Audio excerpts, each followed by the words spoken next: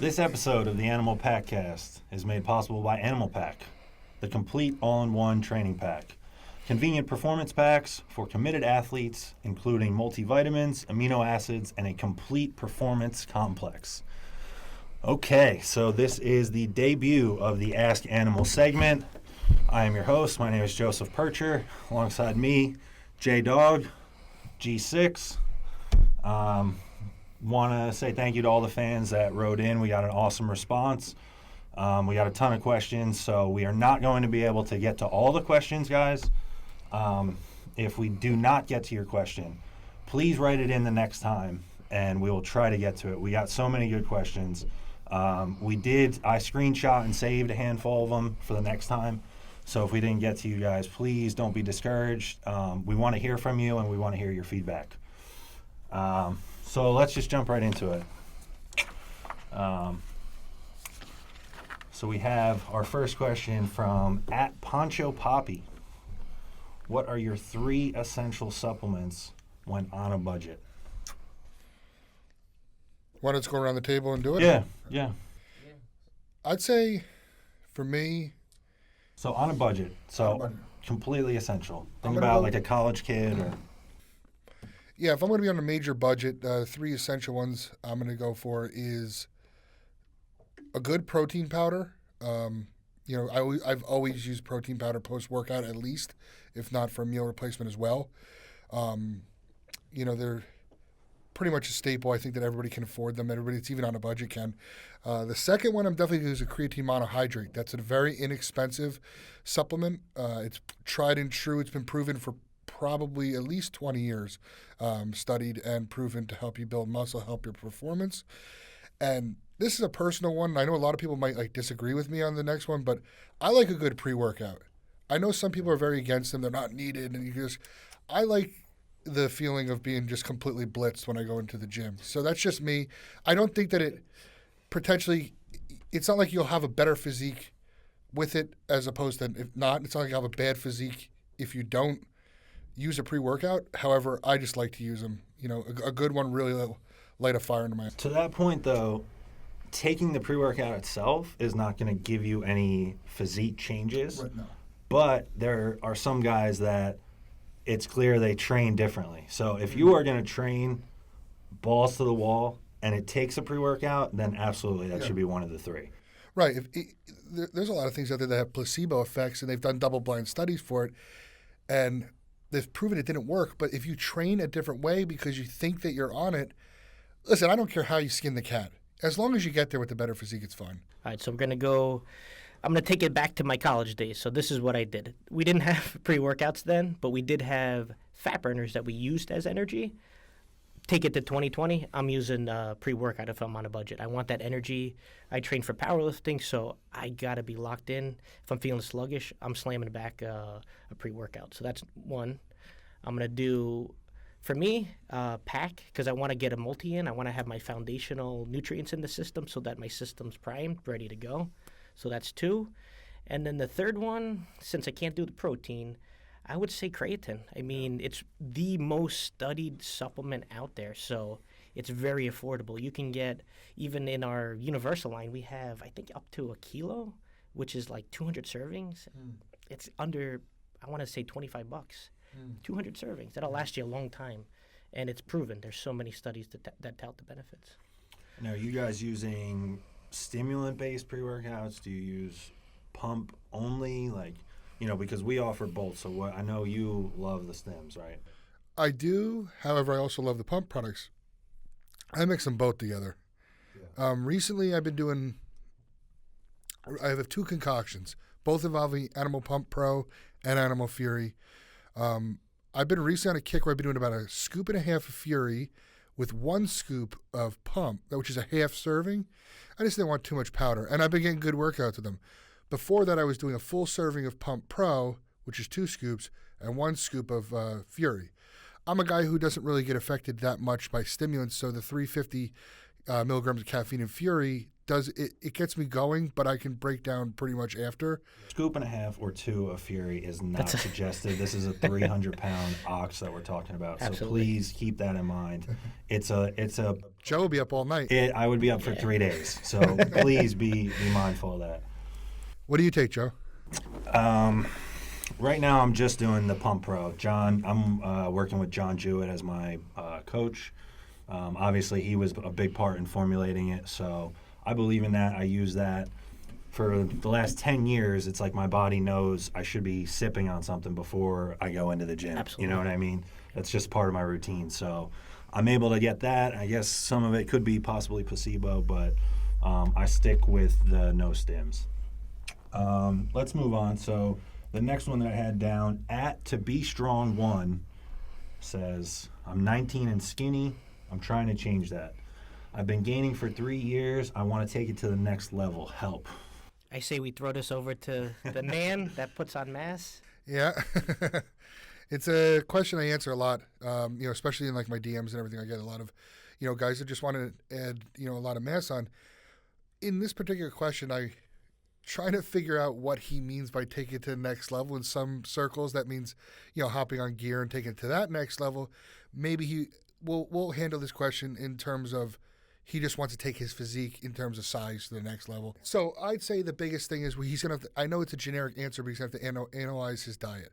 And I guarantee that he's going to, if he was here, he would say, I eat a ton. I eat a ton.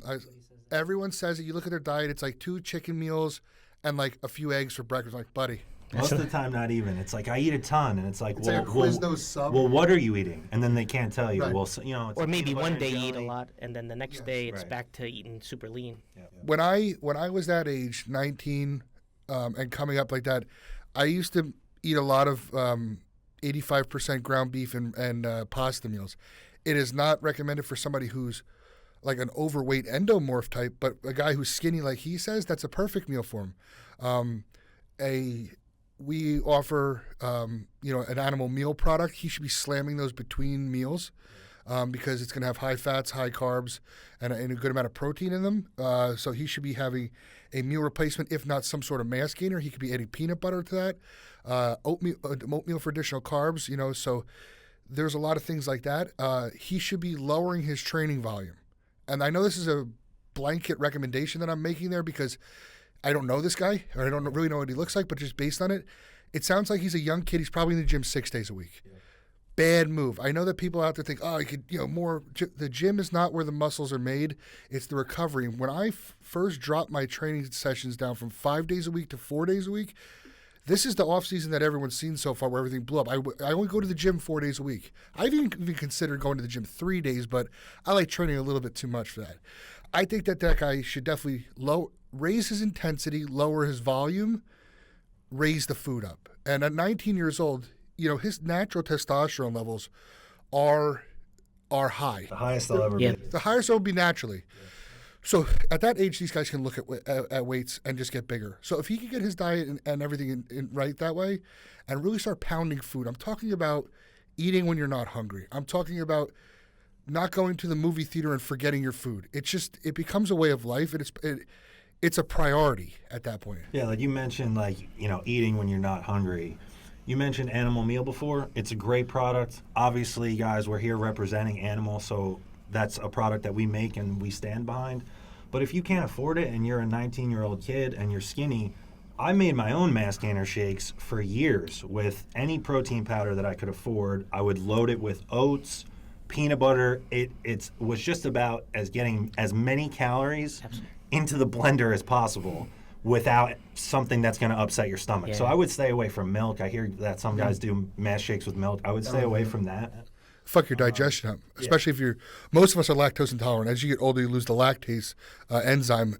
Little kids have it, so that's why you drink a lot of milk. And you also have to think, you're doing this shake because you're not hungry. Well, guess what? You got to eat again in 2 hours. So if you're adding milk or anything that's going to upset your stomach, you're not going to be able to be consistent with the food. The key takeaway in terms of just getting bigger is you cannot miss meals. Whatever's going on in your schedule your meals around them. I mean, Joe, just before we got in here, I had to get a meal down. It would have taken a while, right? What did I do? This guy is blending chicken, shrimp, rice, and olive oil in a blender and just slamming it Slamming down. it It's, down. Just so I can make it here on time. Yep. again, not suggested to the average person. It's disgusting. I have no idea how he does it. I did it one time, and I never will do that again. It's not bad. You get used to it. But then again, there are guys that are truly hardcore, Yeah. and at 19, he hears, that's what it takes to get big. If that's what it takes for some of these guys, then so be it. Some guys are willing to do it. Watch 2 Be Strong to be like the next 350-pound freak because he's at home blending everything. All right, so we're gonna move on to the next one. We do have some quick hitters here that we just wanted to get out of the way. We have some that are gonna be conversational. We have some that are quick hitters. This next one, Omega Aaron asks, "Why isn't the podcast available on iTunes podcasts?" Luckily for you, sir, it is. It's available. We are going to be available. This will be on YouTube, on the Animal Pak YouTube channel. We are on Spotify, iTunes podcasts, and Google. And Spotify, Did I say that? Spotify. Spotify, and also the Animal Pak website. So the next one, at NKM15. This guy wants to know what pre-workout does the G6, Well, you've heard. which we already touched on, but And I had a few more things. I usually take M-Stack before, and I switch off between that and Natural Sterile Complex, which is part of the Universal line. I'm a big advocate of a nutrient partitioner, like either one of those two, when I'm pushing size. If I'm getting ready for a show, I will either take the Pump and Fury, and I might throw in Animal Cuts at that, but removing the red capsule because that's stimulant. I don't want to have the red capsule and then the stimulants from Fury, so that's why I would do that sort of change. And do you add anything to your pre's? Is there anything? Are you doing a carb powder? Are you adding creatine? When do you take? Because you mentioned creatine before, so when do you take it? Creatine, I don't take an intra shake. I take 6 packets of nitro intra workout. So throughout the workout, you'll see me, and Joe's making that face because I leave the wrapper. He leaves the wrappers everywhere. All It's over the gym. unbelievable. If you see the animal wrappers at your gym, I probably was there. Oh Jesus! But I do the scoop of creatine, a teaspoon of creatine in my water, which is just a water in the middle of the workout. So salt. I do intra workout sea salt. I should be measuring it, but I don't. I just bring and make salt water, and then I just drink that. Salt helps with the pumps. A lot of people think that pumps are carbs. Dude, we're eating carbs, especially in the off season, all day long. Your glycogen stores are more than filled. You don't need an extra donut or bagel because you're training legs. Unless you're on a keto diet or an extremely low carb diet pre-contest and you're completely depleted, then carbs can help the pump. It's the salt you guys are looking for. This is key. Listen up to G6 here. That I'm telling you, if you don't add salt there, try it one time, like a little bit of salt in your hand before the workout. I guarantee your pumps will be excruciating. And for those of you guys that have extreme OCD about bodybuilding, or you're training the way that I do, I put about 2 grams on the scale of salt in my intra, and that's about the right amount. I'm going to butcher this guy's name. Shiamo Bogatsu wants to know, how helpful is Animal Pak for getting buff? Jay? It's a good question. Simple answer, Animal Pak is not a cure-all. It's not a steroid. It's not a SARM. It is a foundational multivitamin that has vitamins, minerals, performance optimizers. It ensures that you're getting all your nutrients in. So it's not a magic pill. It's just something that's going to help you establish your foundation. So pretty good question, but simple answer. I had this, so I was at the LA Fit representing the brand over the weekend. Worked that show with Armando. Shout out to Armando, and shout out to He Monster. Yeah. I had a lot of people at the booth asking if it matters when you take Animal Pak.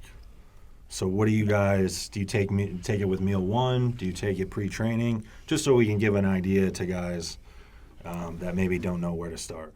I mean, because it's vitamins and minerals. You want to take it with food because some of them are fat soluble, some are water soluble. But for 11 pills, if you're doing the pack of pills, I would say take it with a meal, right after the meal, get it in your system. If you're doing the powder, same thing, take it after the meal or along with the meal.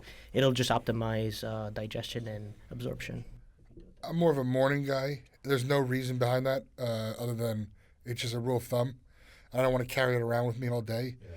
And if I forget it, I have at the office, I have a pack a pack over there, so I'll take it then. But other than that, I don't find any kind of direct performance optimization for it, like not like a pre-workout would. Yeah, it's something like that. I take it.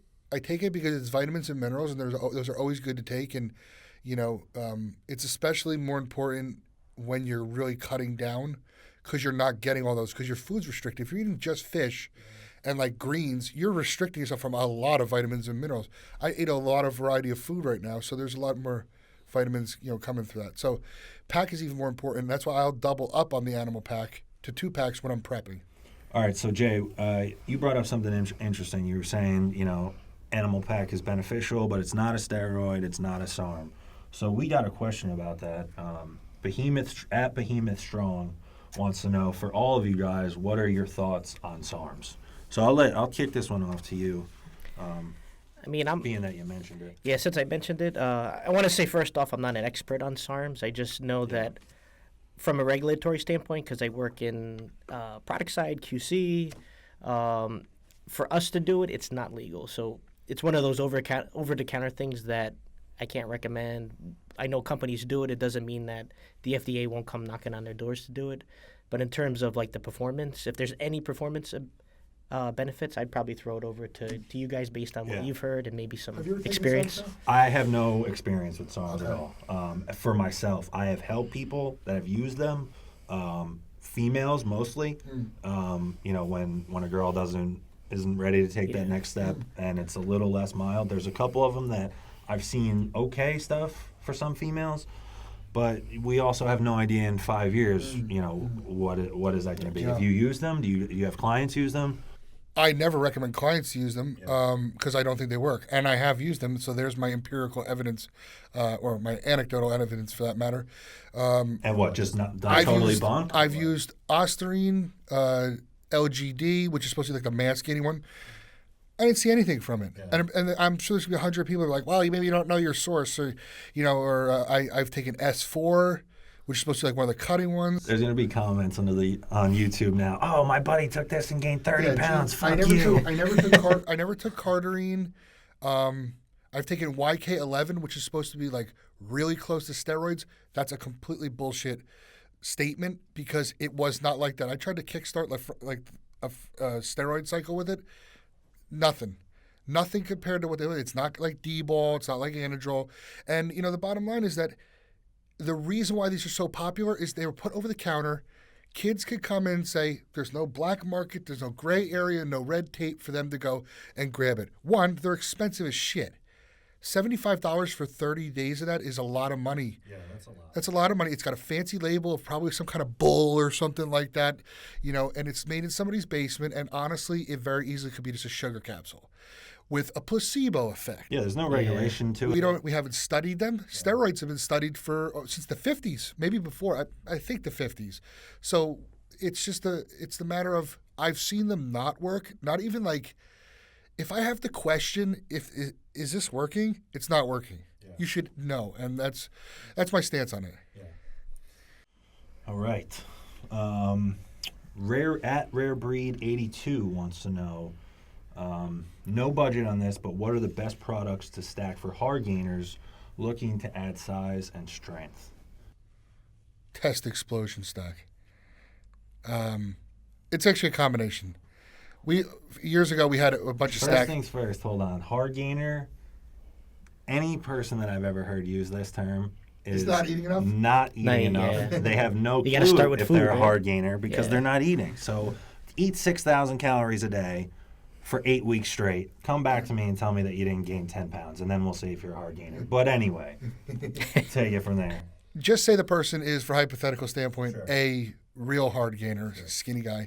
Tall, skinny guy. Say, let's go just to explain these products that they're 40 years old. 40-year-old skinny guy, testosterone, never take anything. Natural levels are starting to plummet. Natural testosterone levels start to go down because they're 40 years old. The best stack that I would recommend for them is Animal Stack for 42 days. That's a pack a day for 42 days. Then you're going to go Animal Test in conjunction with that for 42 days as well. Once those 2 cans of each are up, 1 can of Animal M Stack for 3 weeks, so for 21 days. That's called our test explosion stack. It's our strongest stack we make. And I would definitely add in, if they're truly a hard gainer, I would look actually also at our universal brand for Gain Fast. And it's our heavy-duty mass gainer, weight gainer. It has a ton of sugar in it. It has a ton of protein and a ton of calories in it. It has a ton of everything in it, but it's for the true mass gainer if you truly can. If I took it, I would be the jiggliest of all jiggly. Jigglypuff. Yeah. But it's not even for like a regular type person. It's completely for that skinny kid that, back in the day they used to carry the gallon of milk around, which is like disgusting. Yeah, but this is the shake that they would have. But if they're over the age of 40, and I say that because Animal Test is a testosterone booster, Animal Stack has testosterone boosters in there as well as growth hormone boosters. An 18-year-old kid isn't going to get any benefit from those. Their test levels are through the roof. So that's really where I would go if you're a true hard gainer. And then, of course, all the other stuff, your creatines and stuff like that.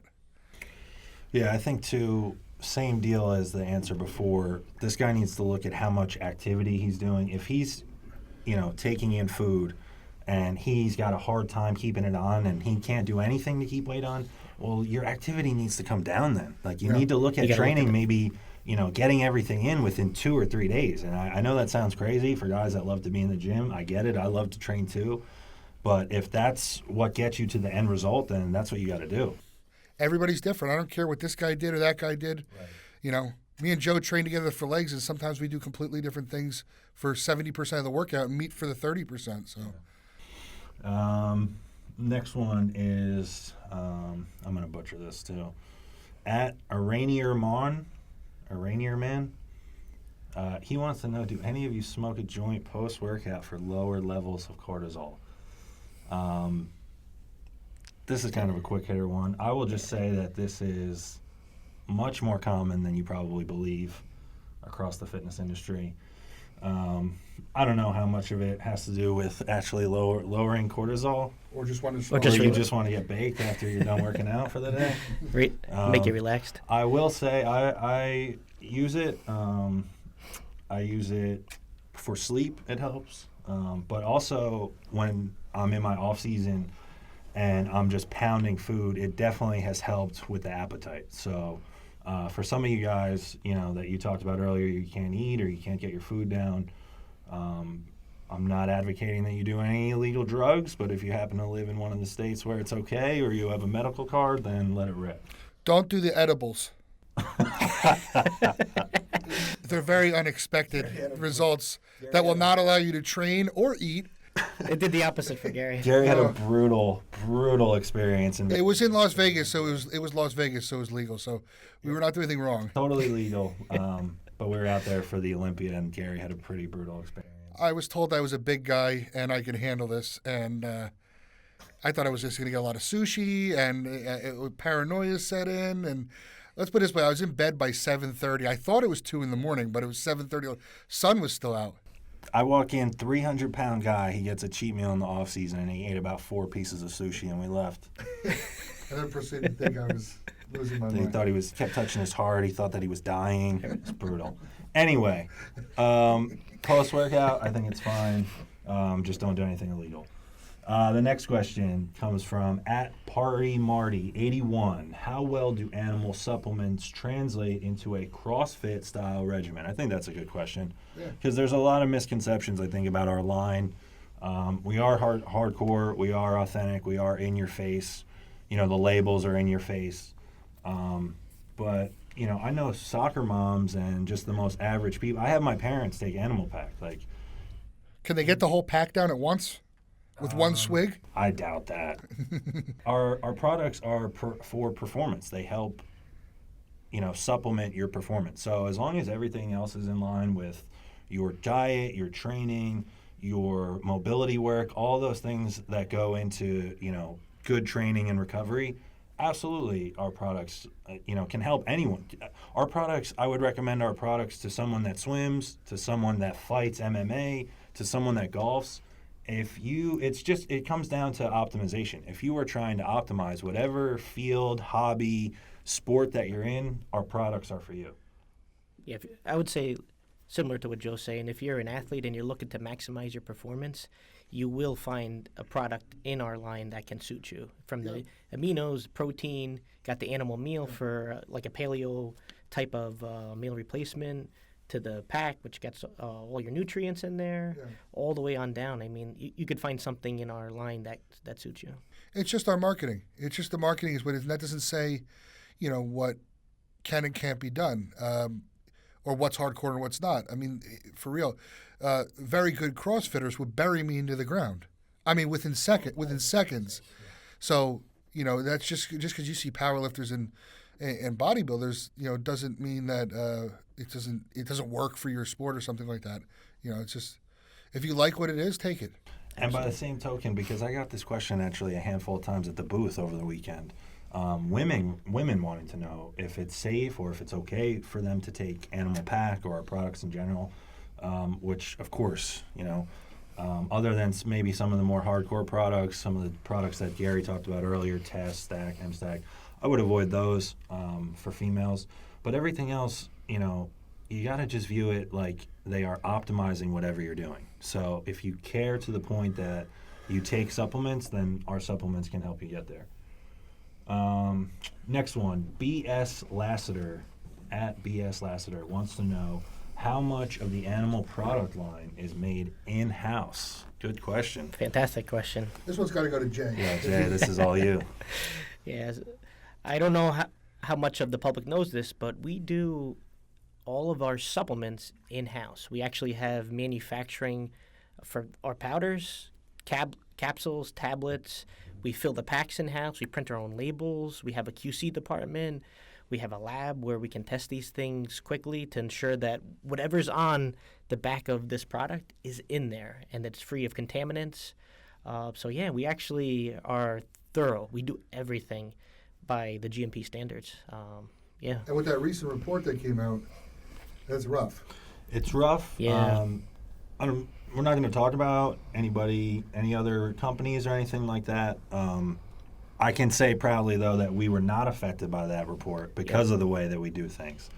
And that's when we're out at shows or whatever the case is, that's one thing that I'm most proud of, that I get to relay to the customers when they have questions. Because if you were here and you were behind the scenes the way that we are, and you get to see the care and the passion that goes into all this from the first step literally until it lands at your door, it's something that we need to get out more, because obviously this is a time where consumer trust is probably the lowest that it's been within the fitness industry. Yeah. So, you may want to steer you and your friends towards companies that are trustworthy. We've been in business since 1977, so we're not about to risk this entire company on one lot of garbage that we get sued over. It's not worth it. We'll throw it out and start over. Yep. I mean, that's why you see all these companies that pop up. And again, we're not talking about anybody else, but it's amazing how many new just fly-by-night companies there are. I'm out in LA for the show, and it's like, man, I never saw 90% of these. We can make that. Those are marketing companies. Yeah. Those aren't manufacturing. They're not supplement companies. Yeah. They've had somebody, figure out how to make them the products.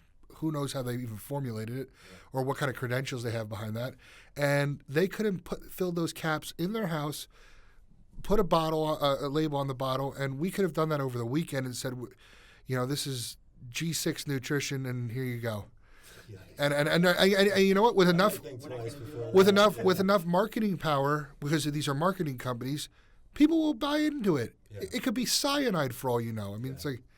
All right, so next one. This is another quick hitter. So at Transabled wants to know, when will you guys release new long sleeves or hoodies? So that's a good time for this question. We are going to be coming out with all new stuff at the Arnold and for FIBO. So if you cannot be in Columbus, or if you cannot make it to Germany, both of those lines of clothing will be up on our site after the shows for the restock sale. I'm not going to give away too many details. Sick new hoodie coming out at the Arnold. Good baseball shirt, right? New baseball shirt, yep. Couple of new hats. Stay tuned and check that out. Next one, at Peter Cope Reykjavik wants to know how to fix my squat. I am mainly on my right leg What shall I do? Probably switch to your left leg too. Imagine he's just squatting on You got to like balance pistol the squat. legs. You want to use 50% on your left leg and 50% on the right. Jay, what would you say in terms of like a powerlifting standpoint? You're big on form. Yeah, Yeah, this like what are some Huge. scenarios where this guy, it's tough. Obviously, we only get one question. We don't know what the guy looks like. We Yeah. haven't seen the guy squat. like you said, it's a tough one because you'd really have to kind of see a video to see what might be going wrong. But the first thing that I was taught in the squat is that you have to plant your feet. You want your heels and the side of your foot planted. So if one is feeling it more, make sure that you're planting both evenly. And then as you're getting ready to squat, you got to activate your hips. You're squeezing your hips on both sides, not just one side. So you got to activate both sides and make sure it's even. Have it in your head. So if you're feeling it on one side, what's going on? Why aren't you activating the other one? And have that in your mind that, hey, there's ways to fix it. Real simple, I think. But if you do need a little more advice, because it might not be that simple. It might be something else that's going on. You could always hit us up at trainer@animalpak.com, which Gary actually is a big part of. Yeah, I do run the trainer at Animal Pak. It's a service that we offer for all of our customers free of charge, where you can ask any question to the trainer at Animal Pak email. Myself and others will answer the best of our abilities, and if we don't know that answer particularly, we could find the answer for you via powerlifter or somebody who knows, and we could definitely assist you. So any questions, nutrition, training, anything like that, anything you guys got free of charge, hit us up at trainer@animalpak.com. Just to comment on that too, you were mentioning you're going to answer to the best of your abilities. Yeah. With that being said, something like this, there's a lot more that goes into it, and we may not have the answers. So, if you hit up the trainer and we don't know, luckily for you, we have a ton of resources here. I mean, with all the athletes that we sponsor, John Jewett, Chris Tuttle, these guys are highly respected in the field. So it's a good resource if you do have questions. All right, so the next one is from @DSisser77. I worked long hours of construction and I'm burned out when I get home. Any suggestions? Why are you looking at me? Because the fans want to know. Yeah. Any suggestions? Just fucking get to the gym. No one feels bad for you because you work hard. I'm not saying I've worked construction. It's fucking hard work. You know what that basically does? It's a lot of energy expenditure. Maybe you cut your cardio out, but you still can get to the gym. That's your choice to go to that job. If it's cutting into your training, find another job if you care about this bodybuilding shit that much. But there's guys out there that are training 3-4 times a day, including their cardio. I've trained 4 times a day for prep. Jason's seen it. 3 cardio sessions in a training session, 7 days a week with 50 grams of carbs. And I did that on the day my kid was born, too, around the birth. And I'm not patting myself on the back. I'm just saying this is what you need to do if you want to win. And so I've trained at the Olympia after breaking my toe, dropping a weight on it, after working the whole day there. It's just, if you have a passion, if you have a priority to do this, then you're going to do it. And I just see, I'm sorry that I'm coming off so forcibly right now. It's just, it's something I'm passionate about, is laziness and non-priorities, because that's probably could be the same guy who's like, hey, how do I get like you? How do I get big? I'm like, and you're not willing to go absolutely insane for it. Right. So don't ask if you aren't prepared for the answer of what it takes. Yeah. Then don't ask the question, because we all have those. You have some of the more extreme versions of the story. Yeah. But we all have that. Yeah. We all make it to the gym because guess what? It's a priority to us. It's not.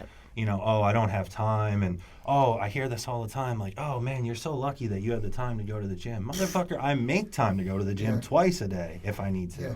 You know what I mean? Like, other stuff is going to come out, or I'm going to manage my time better because I care about this. So people, I saw this quote the other day. I forget where it was from, but they care about the end result. They don't care about the journey and all those little things that add up to the end result. I do this the way I do it so that the end result hopefully will be the way that I want it to go. It might not still, even if I do everything. It certainly will not end up the way I want it if I don't do that. So it's just the way it is. But they say the journey is the reward. The actual doing of the work is it's the best part because you learn along the way live how to we live become in stronger such a individuals. we live in such a lazy society right now compared to like days of old. Training itself is such an overlooked thing now. With social media, that's what the difference with the guys in the 90s. Those guys in the 90s were going to death with their training partners because they were trying to beat their training partners and because that was the emphasis thing. Nowadays, every young kid that comes in is just asking about drugs. That's the first question. Guys back in the 90s didn't ask questions like that until years. And, it's just, like I said, I understand you're burned out, but I have it tattooed on my arm. No excuses, do the work. All right, so now that we just kicked this kid in the ass with some tough love, besides all that, I think as far as a suggestion, I would look into a pre-workout that has some stimulants in it if you absolutely need it, if you're just dog tired. I would also say pack your shit for the gym. Have everything ready. The clothes, Don't go the home. gym bag. Do not go home. Go straight to the gym because that's your priority. You get home, you open a bag of fucking chips, Shark Tank and Jeopardy is on, and now it's 10 o'clock and you're not going to the gym again. So, if it's a priority, pack your shit the night before. It takes 10 minutes at most. Right. And like I said, if you have to adjust to your work, and I know I sounded harsh, but when I have new clients come on, I ask them, what kind of work do you do? If they tell me desk work, I can put them on the treadmill every morning for faster cardio. You cannot do that for a guy who's working on 100-degree weather in construction. That is his cardio. It's all day. He's got to train after work, but he's getting that caloric expenditure all day long. Also, this is, if you're working long hours and it's physical, that's a great excuse to get a ton of calories in. So you should feel plenty fueled. Like if you can get past your own head and get to the gym and you've been eating all day and, all that activity, that's helping you partition nutrients. So by the time you get to the gym, you should get a nasty pump if you're doing everything right during the day. Next one, at this just in, wants to know, what does it take to be an animal brand ambassador? That's a good question. You can shoot a DM to the Animal Pak Instagram page or any of our pages. We have the military page, we have the gear page. If you know anyone that works here or, whatever the case is, shoot them a DM. The most direct way would be to shoot me a DM. I am at Joseph Pircher on Instagram. Quick little shameless plug. Your followers should go up by 100 tonight. Yeah, probably not. Probably by about 0. I think this is a good one to end on. So this is a tough one, man. This is a whole bunch of mixed up letters. See if we can get it. At Gagey Season wants to know. Gauging season. Gauging Season? Oh. I don't know. I think it's Sounds All pretty right, good. Well, yeah, that sounded all right. We'll go with that. How to balance work and life with bodybuilding. Don't ask How me. to balance My work wife and says I life. don't do it at all. How to balance work and life with either bodybuilding or powerlifting. Jay, we'll shoot this one over to you because Jay's got the best balance. in you the room. have one of the most involved, complex jobs here. Like you're under a ton of scrutiny, obviously. A lot of pressure to be developing products. It's a really involved role that you maintain here, and you do a phenomenal job with it. You still also manage to be the father to 3 children, a good husband, and you get your training in every time that you need to. So why don't we start with you and talk about what you do to kind of juggle all of it? I mean, with me, the key is I believe in balance. I know not everyone does this has the same approach, but you try to prioritize the most important things in your life. So you said family, work, and for me, lifting. Those are the 3 most important things. I have to fit it in. I have goals in powerlifting where I want to increase my totals. So how am I going to do that with this busy schedule? I just make time. I have an hour where I can get my powerlifting in. Sometimes, it might need a little bit more, but I make sure that when I need to train, I absolutely need to train. No excuses, whatever that is. If I have to stay late, if I have to do it on the weekend, another time, I fit that in. And in terms of work, I mean, you just balance it along the way too. You take things as they come. You try to balance it the best you can. Some days are going to be insane. You know what? Then my training, I might have to, with powerlifting, I can push it to another day. It's a little bit different than bodybuilding where I have to balance stress.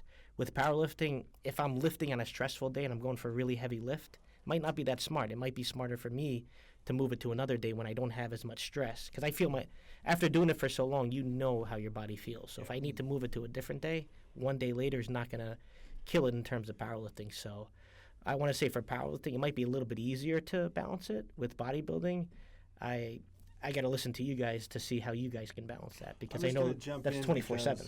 Even with bodybuilding,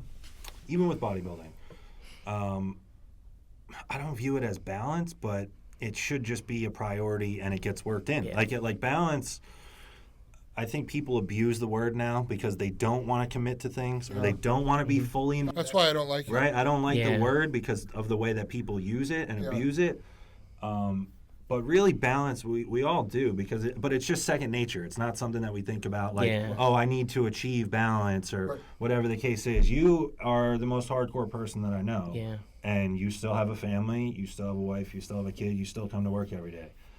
These are just no-brain. Like, this is what comes with... Because we don't call it balance. It's not balance. It's taking life. Care of your shit. Like, that's it. And we live in this like soft time in the industry where it's the famous quote by all the the bikini girls is, it's called balance. Their idea of balance is to have a cookie when they're not supposed to. Yeah. That is called not being strong. Okay, that is called being weak-minded and weak-willed. That's not to say that we don't have little things in our off-season, cheat meals and stuff like that. You can program the stuff in. Yes. Like in your off-season, have a planned cheat meal on a rest day, or whatever the case is. Yeah. Or if you got to pick your kid up every Friday at 4 o'clock, well, guess what? Then Friday's a rest day. You plan around it. You got 6 other days. There's no reason to skip out on shit. Make it work. Like balance, you got to be careful with that word, because if you're asking us about balance as far as like, skipping out on a workout to bring your daughter to a recital, you're not going to get us to agree with that, because it should be the day of the recital was a planned rest day, and you got it in every other day that you needed to. Or you wake up at 5 o'clock before the recital. I literally signed my son up last night for his first T-ball. Yeah. He's got practices on Sunday. Yeah. Very convenient that I'm off on Sunday, but he's going to be doing all kinds of sports and everything like that, and we're make sure being unbalanced. If they called me unbalanced, it would be like just never around, or quit my job because I want to be a bodybuilder. Yeah. That would allow me to bodybuild easier, and but that's not balance. Then you're not taking care of your shit. Right, so. Right. So what I always say is, if it's a priority to you, you'll fit it in. Yeah. Even if it's inconvenient at 5 o'clock in the morning, you'll get it done. And I think that a lot of people have went the other way with the term balance so that they can have an excuse to not live the bodybuilding lifestyle because it's too hard for them. What that is, when people use that, especially like some of these people in the industry, that's them rationalizing their own mediocrity. And that's it. Yep, they are not willing to go all in on something and dive into it. So I think I saw a good quote the other day too on the internet. We talked about this guy Shelby Starnes. He's a you mentioned known coach and bodybuilder, pro bodybuilder. He had a quote where it was, if you expect to do great things, so whether that's achieve a PhD, you get to 4% body fat, you squat 1,200 pounds, you're going to have some ugly trials. That is not ever going to be achieved by someone that has balance and, added a cookie to their meal because they were feeling a little down today, or had cake with the family on Sunday because everyone came over. Like Brandon Curry didn't see his family for months and months because he was in Kuwait. Guess what? He won the Olympia because of it, and now their father is Mr. Olympia. Unbalanced to an extent. But the sacrifice was also a financial one for his family. You have to think about it too. The more extreme your goal is, the more unbalanced you have to be. You have to dive all the way in. Yeah. If you expect to be like elite at something, it's not happening. On a part. You cannot expect full-time results on a part-time fucking schedule. That's it. Yeah. So I think that's a good one to wrap this up with. I just want to thank all the fans that left a comment or wrote in a question. We want to hear from you guys. We want to be a show of the people. We want to give you guys what you want to hear about. So in order for us to do that, you got to give us the feedback to work with. So again, I appreciate all the fans that wrote in. We appreciate all the questions. And we're going to be looking forward to hearing from you guys. So with that, G6, J Dog. My name is Joseph Pircher again. Thank you for tuning in to the Ask Animal segment, part of the Pakcast.